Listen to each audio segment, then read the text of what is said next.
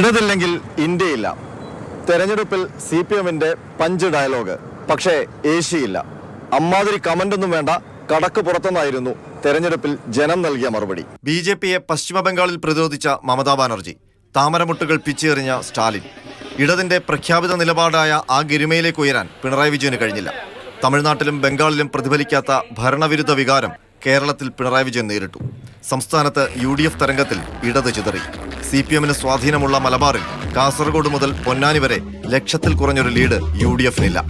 മാത്രമല്ല, പിണറായി ഭരിക്കുന്ന സംസ്ഥാനത്ത് താമര വിരിയുകയും ചെയ്തു. സർക്കാർ വിരുദ്ധ വികാരമല്ലെങ്കിൽ പിന്നെന്താണ്? അതിന് കാരണങ്ങളുണ്ട്.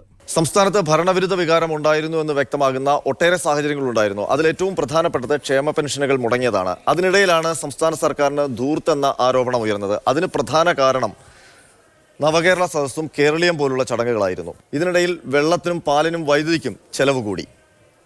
സപ്ലൈകോയിലെ ക്ഷാമം വലിയ ചർച്ചയായി. പോലീസിന്റെ വീഴ്ചകൾ, ക്രമസമാധാന നില തകർന്നത് ഒക്കെ ജനം ഈ തെരഞ്ഞെടുപ്പ് കാലത്ത് ചർച്ച ചെയ്തു. KSRTCയിലെ ശമ്പള പ്രതിസന്ധി മറ്റൊരു കാരണം. തിരുവനന്തപുരം സെക്രട്ടേറിയറ്റിന് മുന്നിൽ റാങ്ക് ലിസ്റ്റിൽ നിന്നുള്ള നിയമനത്തിനു വേണ്ടി യുവാക്കൾ നടത്തിയ പോരാട്ടം കേരളം മറന്നിട്ടുണ്ടാകില്ല. അതും തെരഞ്ഞെടുപ്പ് കാലത്ത് ചർച്ചയായി.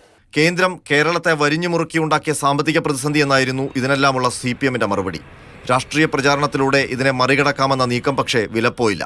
മാത്രമല്ല, സർക്കാർ ജീവനക്കാരുടെ രോഷം പോസ്റ്റൽ വോട്ടുകളിലും പ്രതിഫലിച്ചു. പലസ്തീൻ വിഷയം, പൗരത്വ നിയമ ഭേദഗതി, മുസ്ലിം ലീഗ് സമസ്ത തർക്കം, ഇത് മുതലെടുത്ത് മുസ്ലിം വോട്ട് സമാഹരിക്കാനുള്ള നീക്കവും പാളി.